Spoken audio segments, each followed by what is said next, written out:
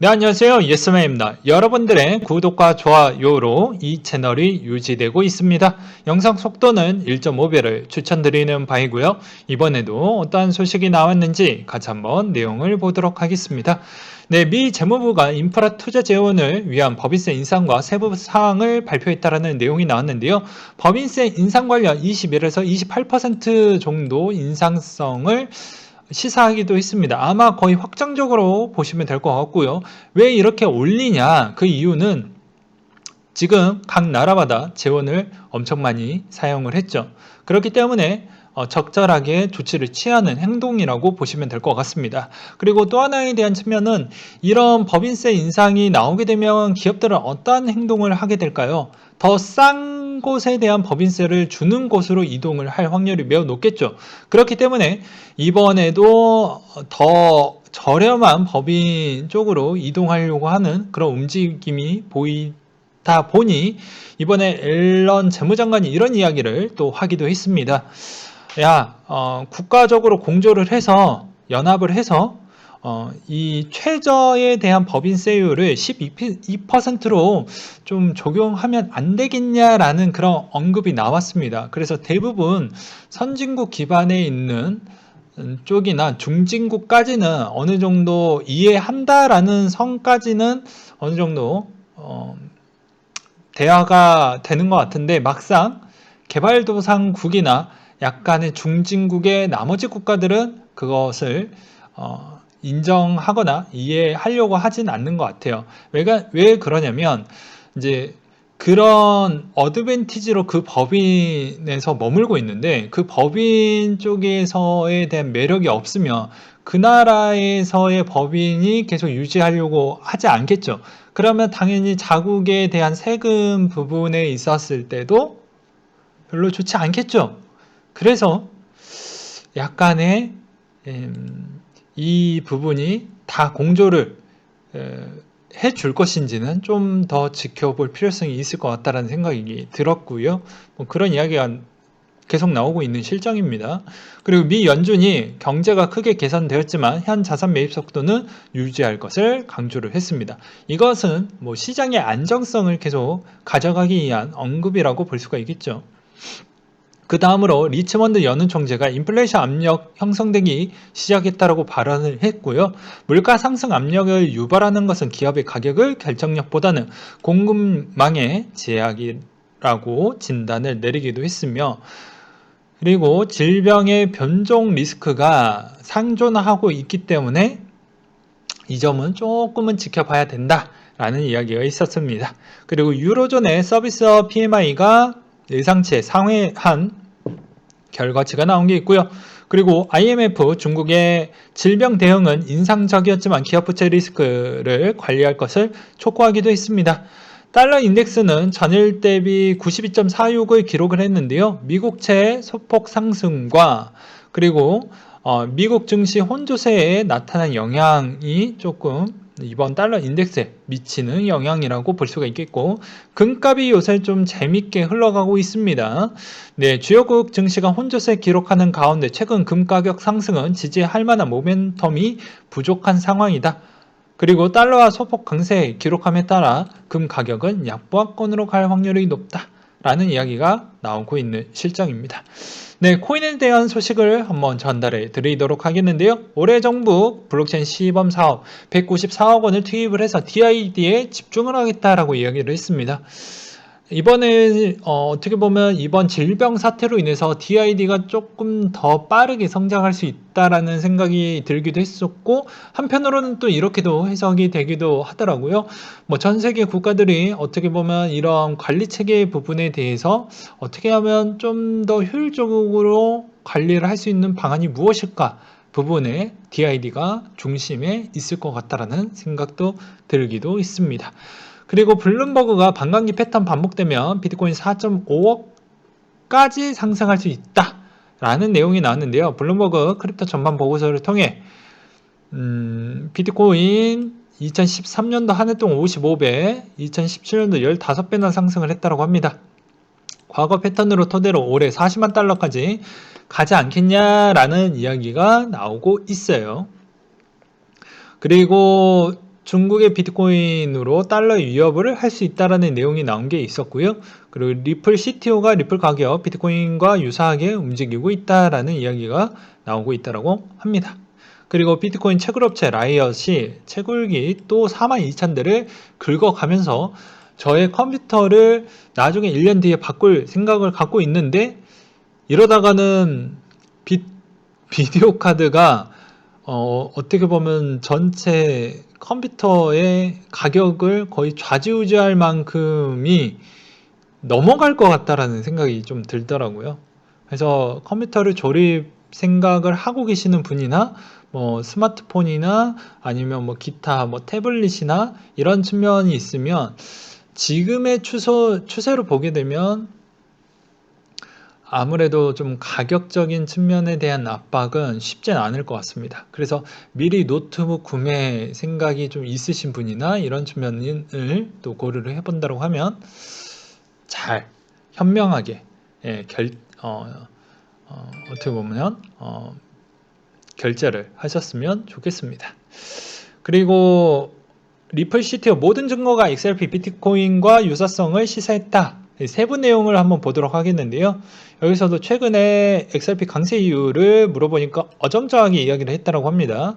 그러니까 코인베이스의 재상장설과 그리고 청문회 언급에 대한 부분으로 상승 요인일 수 있다. 그렇지만 나는 가격이 오른 이유를 도무지 알 길이 없다라고 이야기를 했습니다. 이럴 거면 얘기를 하지 말는 게 좋지 않을까요? 라는 생각이 또 들기도 해요. 그리고 미 대형 부동산 기업 비트코인 투자 임대료 결제 지원도 가능하다라는 내용이 나왔습니다. 부동산 기업 카루소가 비트코인을 이용한 임대료 결제를 지원을 하고 약 1% 비트코인을 투자했다고 보도가 나왔으며 재미니 거래소와 제휴를 했다고 합니다. 그래서 카루소는 NFT와 같은 암호화폐 영역에도 관심이 있다고 하네요.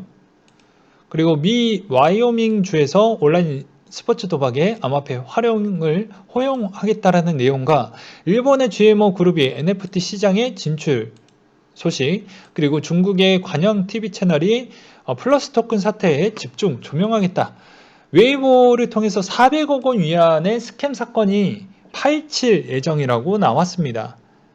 그렇기 때문에 금액으로는 6조 원 정도라고 되어져 있어요.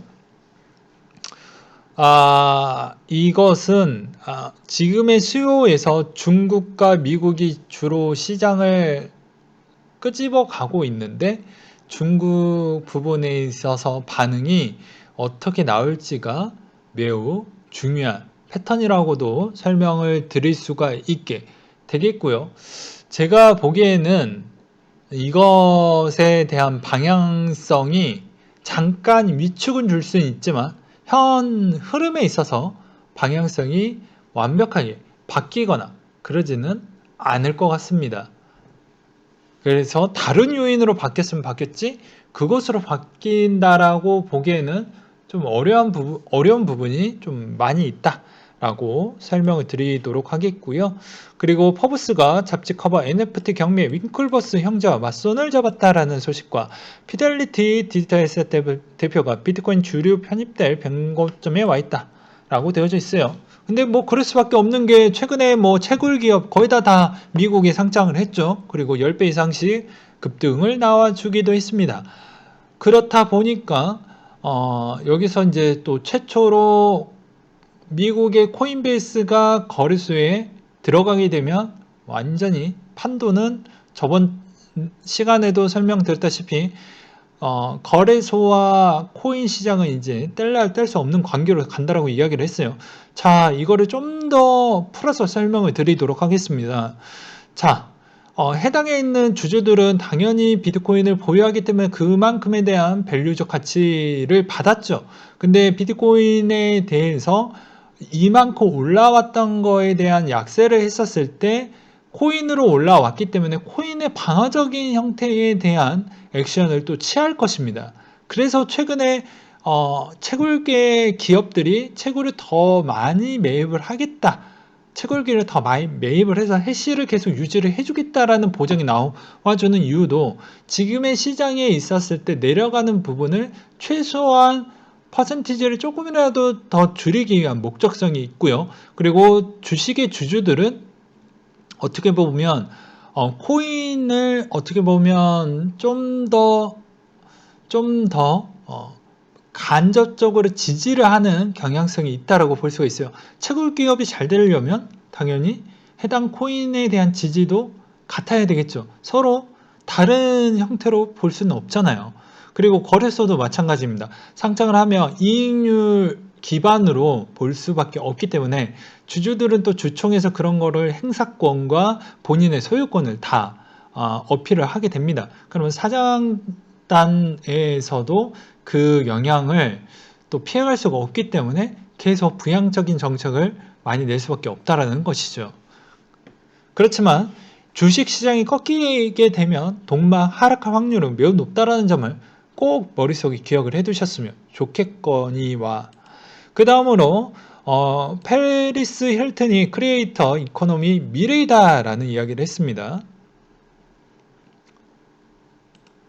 메타디오미 DID 신원 인증 기술이 갤럭시와 머니트랩 웹 간편 로그인에 연동이 된다는 소식과 3천조 원 규모의 미국의 메이저 은행이 은행 전용 암호화폐 거래 인프라를 출시할 예정이다 라는 내용이 나왔습니다. 올해 중순 암호화폐 거래를 시작할 예정이다 라는 내용인데요.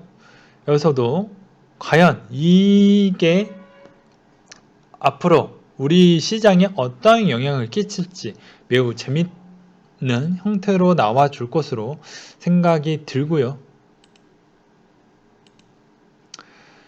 그 다음으로는 크립토와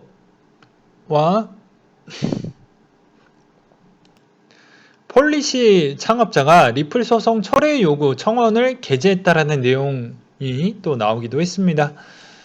그리고 이번 업비트 하락과 김프는 무슨 사연이 있을까요? 라고 해가지고 뉴발란스님께서 올려주셨던 내용인데요. 같이 한번 이 내용 보도록 하겠습니다. 어떻게 보면 이틀 전이죠. 네, 15시 53분 업비트 비트코인 알트 폭락 아래 기사를 읽어보자. 그리고 빨간 줄 주목이라고 했어요. 이 김치로 맞는 아저씨 상당히 좀 불쌍하게 보이지만 이번에도 부부에 대한 싸움이 일어날 수 있는 중요한 대목이라고 볼 수가 있습니다. 여보 이번에 비트코인 좀 괜찮다고 하는데 내가 비트코인 관련된 걸 한번 사보려고 했는데 알트코인에 대한 배수가 높은 걸 보고 알트코인을 사다가 이번에 거의 50% 이상 폭락을 맞을 수 있는 부분에 꺼리가 있을 수도 있죠. 그래서 여러분들은 여기에 해당이 안 되셨으면 좋겠다라는 생각이 일단 들고요. 여기서도 보게 되면은 국내 거래 매도에 대한 일어날 가능성이 높다라고 생각을 하고 있다. 비트코인 물량이 집중적으로 나오는 것이 하락의 원인이다라고 생각이 든다. 특히 오후 4시부터 30분 동안 2,000개 정도가 나왔다고 합니다. 그래서 업비트가 글로벌 거래량 1위 거래소의 바이낸스보다 100 비트코인 가량 거래량이 많았기 때문에 주도적인 역할을 좀 끼쳤다라고 볼 수가 있다라는 것이죠. 여기서 2,000개를 던질 수 있는 국내 고래가 누가 있냐라는 점이 좀 재밌겠죠. 제가 보기에는 모르겠습니다. 저도 일단 그러한다라는 점과 그렇기 때문에 그 물량으로 인해서 좀 시장의 선물에 영향을 좀 많이 주기도 했고 주변 거래소들에 대한 측면도 좀 있었다. 근데 이게 선물하면서도 느낀 거지만 이게 틀렸다라고 볼 수가 없는 게 기존의 바이낸스보다 좀 더 거래량이 더 많고 더 많은 물량이 나오게 되면 이쪽으로 인한 시장으로 재편이 되면서 갑작스럽게 많은 물량이 나오는 경향이 있어요. 네, 그 점은 맞습니다. 오랫동안 해봤기 때문에 경험 차원에서 설명을 드리는 부분이고요. 그리고 바이낸스 업비트 차트 비교 부분이라고 해서 되어져 있는데 이거는 뭐 큰 의미는 없다라고 보는데 여기에서 이제 볼 수 있는 포인트는 그거겠죠. 야, 내려갔던 폭이 요 정도인데 내려갔던 폭이 요 정도야. 그러니까 주도했던 거는 업비트의 김프로 인해서 폭락이 나왔는데 이 폭락일 때 생각보다 매도량이 좀 많이 나와서 끼치는 영향이 꽤 컸었고, 그게 스타트를 끊었던 게 이게 주변 거래소에 영향을 주면서 선물에까지 같이 주다 보니까 시장에 쇼패팅이 좀 더 길어지면서 그런 형태로 나온 게 아니냐라는 내용과, 마지막으로는 업비트 입출금에 대한 문제점이 발생을 하면서 뭐 그러지 않았냐라는 이런 내용을 잘 정확하게 또 정리를 잘 해가지고 설명을 했던 것 같습니다. 그래서 한번 갖고 와봤어요. 그래서 서비스 시점에 대한 측면에 점검이 들어갔으니 해당에 있는 사줄 수 있는 물량이 또 없다 보니까, 일시적으로 없다 보니까 매도세가 좀 강해진 부분이 좀 없지 않아 있었냐라는 주장이 어느 정도 맞게 됐다라고 저는 생각이 들고요. 뭐 저번에도 그렇게 언급을 하기도 했었고. 네, 그 다음으로는 김프와 김치코인의 상관관계에 따른 이야기를 울산 동구님께서 써주셨던 내용이 있었습니다. 김치 메타, 김치코인 난리 부르실 때 김프는 안정적이다가 김치 메타가 지나가면서 김프 급등한 이유가 뭘까? 해외에 없는 김치코인에 유입된 자금이 어디로 흘러갔을 것 같냐? 업비트 기준으로 김치코인 30개와 전체 시총 대비 김치코인 시총 비중도 많이 늘어났다. 재정거래의 의도적인 덤핑으로 김프를 낮출 수 있었을까? 17, 18년도 김프와 김프의 흐름이 많이 틀린다라는 생각이 들고, 앞으로 김치코인이 김치코인으로만 남았을 땐 김프는 안고 가야 되지 않을까라는 이야기도 나오기도 했습니다. 이 말의 의미를 조금 더 제가 풀어서 설명을 드린다고 하면, 혹시 코리니 분들이 계실까봐 좀 풀어서 설명을 드리는 겁니다. 그러니까 해당에 있는 거래소가 여기서 여러 가지에 대해서 출금을 못하게 막아놓고 여기에서 돌리면 가두리라고 이야기를 하죠. 그쵸?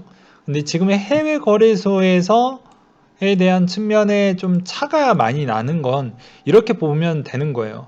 이쪽의 유저가 훨씬 좀 더 작고 자금에 대한 집행이 큰 게 아니고, 이쪽의 유저 수가 워낙 많고 이쪽은 워낙 많지는 않고, 여기 안에서만, 이 판 안에서만 계속 우리가 노는 겁니다. 보이지 않게. 왜냐면 외국인은 들어오지 않으니까요. 저번에도 그 이야기를 했기 때문에. 그래서 김프 차이는 기본적으로 발생하고, 그 차이는 알겠지만 여기에 김치코인의 생명을 불어 넣어주는 겁니다.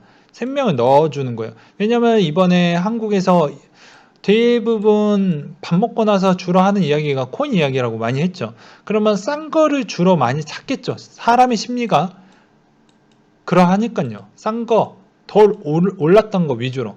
그러다 보니까 원래 별로 글로벌하게 마켓 상장이 안 되어져 있는 거는 글로벌 쪽에서 펌핑이 나와줘야지 왔다 갔다 하면서 그게 하락에 있는 베팅이 조금 덜하는 경우도 발생을 하는데, 이쪽은 순수 누가 생명을 넣어줬냐? 업비트의 고객 수가 너무 많이 늘어나다 보니까 실질적으로 여기에 생명을 넣어준 겁니다. 그냥 강제적으로. 코리니 분들이. 그래서 그 가격대가 몇십 배까지 올라갔던 이유가 그런 거예요. 왜냐? 현실이 그러하니까요. 그 점을 좀 기억을 해 두셨으면 좋겠습니다. 근데 제가 뭐 7, 거의 7개월 전에 올라왔던 김치코인은 절대 사면 안 된다.